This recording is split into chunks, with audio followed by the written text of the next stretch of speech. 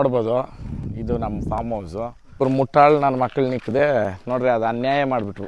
ಎರಡು ಬುಂದಂಗಡಿ ವರ್ಕ ಈ ನನ್ನ ಮಕ್ಳಿಗೆ ಏನಾನ ಇದಿತ್ತೋ ಏನೋ ಗೊತ್ತಿಲ್ಲ. ನನ್ನ ನಾನೇ ಬಂದ್ರೂ ಒಳಕ್ಕೆ ಬರೋಂಗಾಗ ಇಲ್ಲ. ನೋಡ್ಬೋದು ಇದು ನಮ್ಮ ಫಾರ್ಮ್ ಹೌಸು. ಇದು ಟೋಟಲ್ ಬಂದುಬಿಟ್ಟು 12.5 ಎಕರೆ ಇದು ಜಮೀನು. ಅದರಲ್ಲಿ ಇವಾಗ ಇಲ್ಲಿ ಮನೆ ಇಲ್ಲೇ ನೀವು ನೋಡ್ತಾ ಇದ್ದೀರಾ, ಇದು ರೋಡು.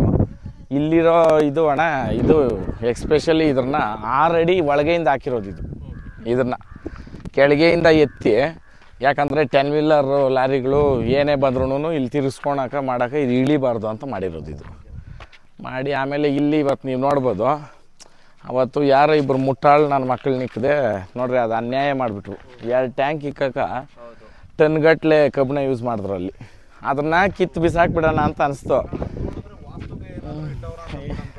ಇಲ್ಲ ಇಲ್ಲ ಅಣ್ಣ, ಹೌದು. ಅದು ಏನು ಹೇಳ್ತೀನಿ ಅಂತಂದರೆ, ಎಲ್ಲಿ ದುಡ್ಡು ಯಾವಾಗ ಏನಕ್ಕೆ ಖರ್ಚು ಮಾಡ್ತೀರಿ ಅನ್ನೋದು ಅರ್ಥ ಇರಬೇಕು. ವ್ಯರ್ಥವಿಲ್ಲದ ಹಣ ಅರ್ಥ ಮಾಡಿರಿ, ಪ್ರಯೋಜನಕ್ಕೆ ಬರ್ದಿರೋ ಇರೋ ಕೆಲಸ ಮಾಡಿದ್ರೂ ಏನು ಪ್ರಯೋಜನ ಇಲ್ಲ. ಸುಮ್ಮನೆ ಅದು ಏನಂತಂದರೆ, ನಾನು ಯಾವುದೇ ಒಂದು ಕಾರ್ಯ ಆಗಲಿ ಮಾಡಿದ್ರೆ ಅಣ್ಣ, ಇವಾಗ ಯಾರನ್ನಾದ್ರೂ ನಂಬಿ ನಾನು ಕೊಟ್ಟಿದ್ದೀನಿ ಅಂತಂದರೆ ತಿರ್ಗಿ ನಾನು ಬಂದು ಸೆಂಟ್ರಲ್ ಬಾಯಿ ಹಾಕೋದು, ಇದನ್ನು ಚೇಂಜ್ ಮಾಡಿರಿ ಅಂತ ನಾನು ಹೇಳಲ್ಲ.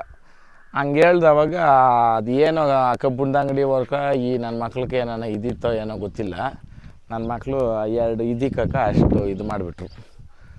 ಅದ್ರ ಬದ್ದು ಒಂದು ಸ್ವಿಮ್ಮಿಂಗ್ ಪೂಲ್ ಕಟ್ಬೋದಾಗಿತ್ತು, ಅದ್ರ ಖರ್ಚು ಮಾಡಿರೋ ದುಡ್ಡು. ಆಮೇಲೆ ಇದು ನೋಡ್ಬೋದು ನೀವು, ಇಲ್ಲಿ ಆನೆ ಬಂದ್ರೂ ಒಳಕ್ಕೆ ಬರೋಂಗಾಗ ಇಲ್ಲ.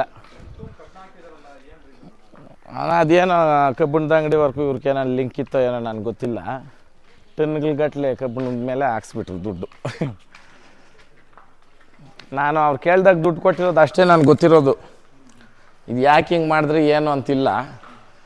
ಇದು ಫಸ್ಟು ಒಂದು ಮನೆ ಇತ್ತು, ಅದನ್ನೆಲ್ಲ ನಾವು ಆಲ್ಟ್ರ್ ಮಾಡಿಕೊಂಡು ಮೇಲೆ ನಮ್ಗೆ ಹೆಂಗೆ ಬೇಕೋ ಹಂಗೆ ನಾವು ಮಾಡಿಬಿಟ್ರಿ. ಆ ಮಾಡ್ದವಾಗೇನೇ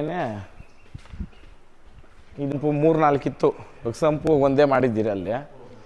ಇದು ಮನೆ, ಇದು ಇರಾಕ ನೋಡ್ರಿ. ಇಲ್ಲೂ ಒಂದು ಕಿಚನ್ ಐತೆ, ಬಂದರೆ ಏನು ಬೇಕಾದರೂ ಕುಕ್ ಮಾಡ್ಕೊಳಕ್ಕೆ. ಇಲ್ಲಿ ಪಾತ್ರೆಗಳು ಎಲ್ಲನೂ ಐತೆ. ಇನ್ನು ಅಲ್ಲಿ ಲೇಬರ್ ರೂಮುಗಳೆಲ್ಲವೆ.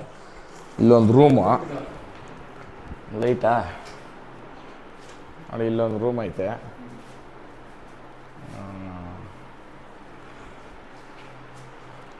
ಲೈಟ್ ಆಫ್ ನೋಡು, ಟಾಯ್ಲೆಟದ್ದು. ತಿರ್ಗಿ ಮೇಲೆ 2 ರೂಮ್ ಐತೆ.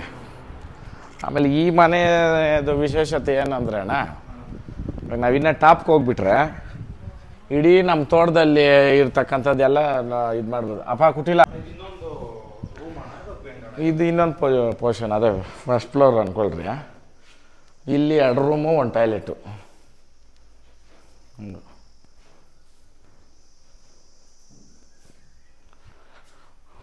ಬೆಡ್ಗಳೆಲ್ಲ ಒಂದು 15 ಐತಣ್ಣ ನೋಡ್ರಿ. ಅಲ್ಲಿ 2 ಅವೆ, ಇಲ್ಲಿ 2 ಅವೆ, ಇಲ್ಲಿ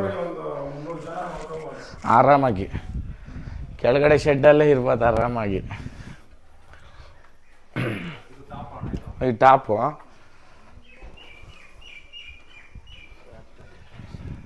ಇಲ್ಲೇ ಪೂರ ತೋಟ ಎಲ್ಲ ಕವರ್.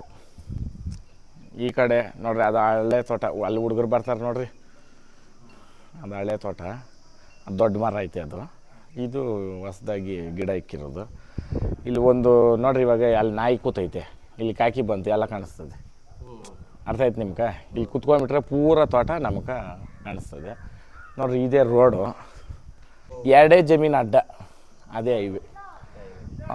ಮುಳಬಾಗ್ಲು ದೋಸೆ ಅಂತ ಏನಂತೀರಿ ನೋಡ್ರಿ, ಅಲ್ಲೇ ಇರೋದು. ಆ ಫ್ಲೈಓವರ್ ಹಿಂಗೆ ಇಳಿತ, ಇದು ಅವನಿ, ಇದು ಮುಳಬಾಗಿಲು ಬೆಟ್ಟ. ಮೇಲೆ ಬಂದುಬಿಟ್ಟು ಸುಬ್ರಹ್ಮಣ್ಯ ಸ್ವಾಮಿ ಇರೋದು, ಕೆಳಗಡೆ ಆಂಜನೇಯ ಸ್ವಾಮಿ. ಭಾಳ ಪವರ್ಫುಲ್ಲು ಮುಳಬಾಗ್ಲಲ್ಲಿ ಆಂಜನೇಯ ಸ್ವಾಮಿ. ಅಂದರೆ ಕುರುಡುಮಲೆ ಇರೋದು ಇಲ್ಲೇನೆ. ಇಡೀ ನಮ್ಮ ಭಾರತದಲ್ಲೇನೆ ಗರುಡ ದೇವಸ್ಥಾನ ಇರ್ತಕ್ಕಂಥ ಕ್ಷೇತ್ರ ಇರೋದು ಮಂಡಗಲ್ ಕ್ಷೇತ್ರ. ಇಲ್ಲೇ ಇರೋದು ಗರುಡ ದೇವಸ್ಥಾನ.